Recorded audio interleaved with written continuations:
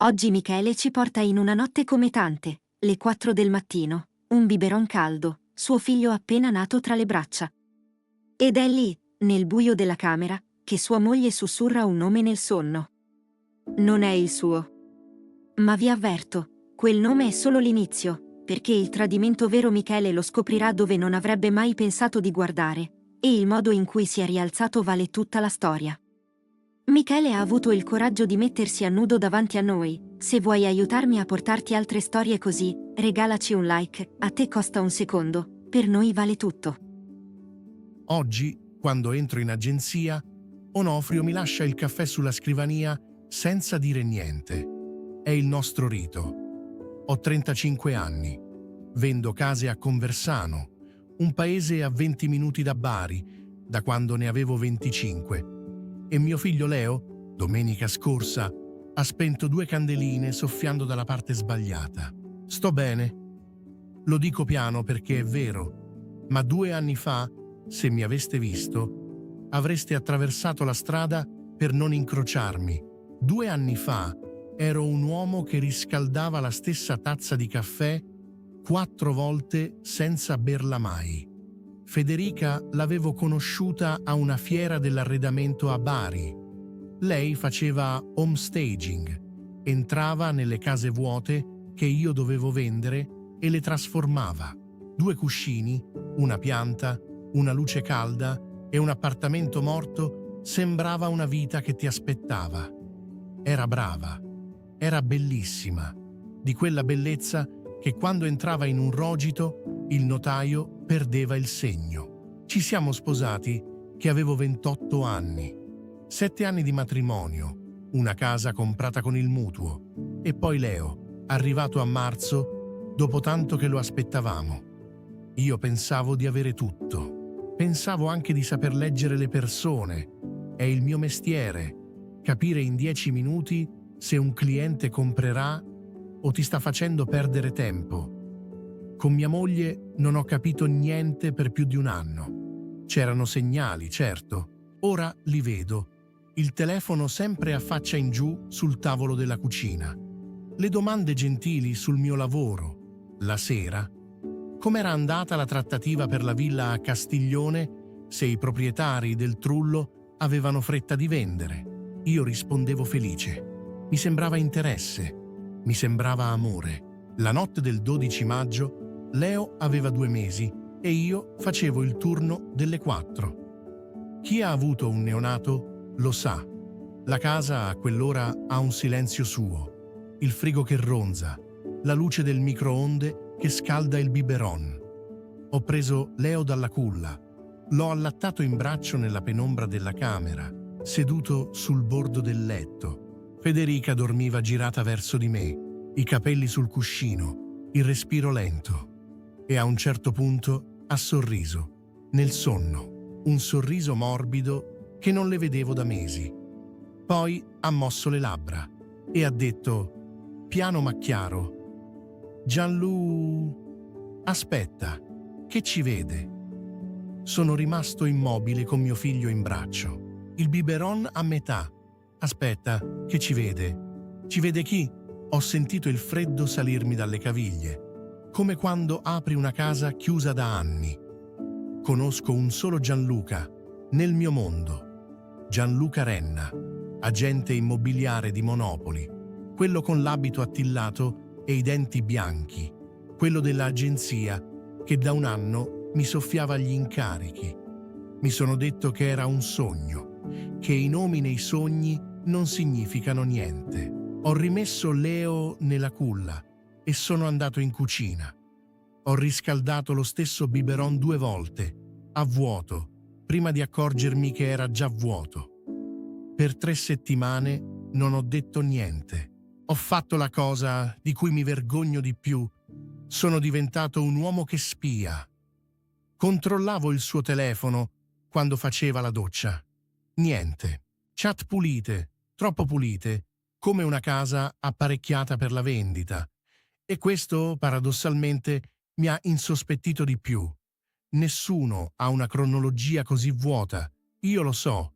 Io le case le vendo apparecchiate. Poi, un pomeriggio di giugno, cercando il termometro di Leo nella borsa del cambio, ho sentito sotto la fodera qualcosa di rigido, una cerniera interna. Dentro c'era un telefono vecchio, spento, avvolto in una copertina di mussola. Il PIN era la data di nascita di Leo, mio figlio, come lucchetto dei suoi segreti. Non vi racconto tutto quello che ho letto, perché certe frasi le ho lette una volta sola e mi bastano per sempre. Vi dico cosa ho fatto. Ho fotografato tutto, schermata per schermata, con le mani che tremavano. Deformazione professionale. Senza documenti non esiste trattativa. Poi ho rimesso il telefono nella fodera e ho aspettato che tornasse dal parco con il passeggino. Dobbiamo parlare di Gianluca Renna. L'ho vista sbiancare in un modo che non si può recitare. Michele, Quanto è durata, Federica? Dimmi solo quanto. Pochi mesi. È finita prima che nascesse Leo. Te lo giuro sulla testa di nostro figlio. Mi sentivo sola. Tu stavi sempre fuori per le visite. Io ero incinta e invisibile. Ho pianto anch'io. E non ne vado fiero di come, urlando, con Leo che si svegliava di là, prendendo a pugni il muro del corridoio fino a spellarmi le nocche. Poi ho fatto l'errore che fanno in tanti. Ho voluto crederle, perché c'era Leo, perché 7 anni non si buttano. Abbiamo provato a ricucire. Per 2 mesi ho vissuto come un doganiere. Controllavo il telefono ogni notte, controllavo i chilometri della macchina. Dormivo vestito sul divano, con il telefono in mano, aspettando una notifica che mi desse pace o mi finisse. Ho ricominciato a bere quel bicchiere di troppo che diventavano 3. Ai miei suoceri non ho detto niente. A Onofrio, il mio socio, nemmeno. Un uomo, dalle mie parti, certe cose se le tiene. È stato proprio Onofrio, senza saperlo, ad aprire la seconda porta. Una mattina di settembre mi mette davanti un foglio. Michele, guarda qua. In 14 mesi abbiamo perso 6 esclusive. 6. Tutte finite alla Renna Immobiliare. La villa a Castiglione, il trullo dei coniugi Lopez, l'attico sulla piazza. Sempre loro che arrivano un giorno prima di noi, sempre con l'offerta giusta. O siamo diventati scarsi, o qualcuno ci legge in tasca. Sono rimasto a fissare quella lista e ho sentito di nuovo il freddo alle caviglie. 6 incarichi, tutti clienti che Federica aveva conosciuto facendo l'allestimento delle case o di cui io avevo parlato a cena, davanti al piatto, alle sue domande gentili. Quella sera ho riaperto le fotografie delle chat, quelle che non avevo avuto il coraggio di rileggere, e stavolta non ho guardato le frasi d'amore. Ho guardato le date e gli allegati. C'erano foto della mia agenda, foto del mio portatile aperto sul tavolo di casa, messaggi come: i proprietari di Castiglione hanno fretta, il muro a nord ha l'umidità, offri 20 in meno e firmano. Parole mie, dette a mia moglie nel nostro letto e rivendute a lui. E la prima data non era pochi mesi fa, era di 14 mesi prima che Federica rimanesse incinta. Questo è il punto in cui la storia mi ha ucciso 2 volte, perché se la relazione era iniziata prima del concepimento, allora c'era una domanda che non riuscivo nemmeno a pronunciare guardando mio figlio dormire. Ho fatto il test di paternità di nascosto, come un ladro in casa mia, con un tampone passato sulla guancia di Leo mentre gli cantavo la ninna nanna. Le 2 settimane di attesa sono state le più lunghe della mia vita. Pesavo mio figlio con gli occhi, gli cercavo la mia fronte, il mio naso e mi odiavo per farlo. Poi la busta. L'ho aperta in macchina, nel parcheggio del laboratorio a Bari, perché in casa non respiravo. Compatibilità 99,9%. Mio figlio, mio. Ho pianto sul volante per 20 minuti e in mezzo a quel pianto è successa una cosa strana. Ho smesso di avere paura. Avevo toccato il fondo e il fondo, sotto i piedi, era solido. Si chiamava Leo. Il confronto finale è durato 10 minuti.